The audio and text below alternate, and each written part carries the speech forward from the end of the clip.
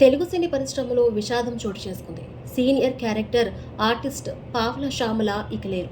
కొన్ని రోజులుగా అనారోగ్య సమస్యలతో కొంతకాలంగా బాధపడుతున్న ఆమె హైదరాబాద్లోని ఉస్మానియా జనరల్ ఆసుపత్రిలో చికిత్స పొందుతూ మంగళవారజామున గుండెపోటుతో తుది శ్వాస విడిచారు. ఆమెకు 75 సంవత్సరాలు. గుంటూరు జిల్లా అమరావతికి చెందిన శ్యామల అసలు పేరు నేతి శ్యామల. రంగస్థల కళాకారిణిగా తన ప్రయాణాన్ని ప్రారంభించిన ఆమె తర్వాత తెలుగు సినీ పరిశ్రమలోకి అడుగుపెట్టి వందలాది చిత్రాల్లో సహాయ పాత్రలు పోషించారు. సహజమైన నటన, ప్రత్యేకమైన హావభావాలతో ప్రేక్షకుల అభిమానాన్ని సంపాదించుకున్నారు.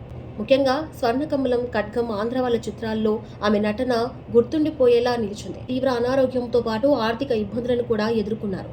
అయితే ఈ విషయం తెలిసిన పలువురు సినీ ప్రముఖులు గతంలో ఆమెకు వైద్య చికిత్స కోసం, ఆర్థిక ఇబ్బందుల కోసం కొంచెం ఆర్థిక సహాయం కూడా అందించారు. అయినప్పటికీ ఆరోగ్యం మరింత విషమించడంతో చికిత్స పొందుతూ ఆమె కన్నుమూశారు. తెలుగు సినీ పరిశ్రమ విషాదంలో మునిగిపోయింది.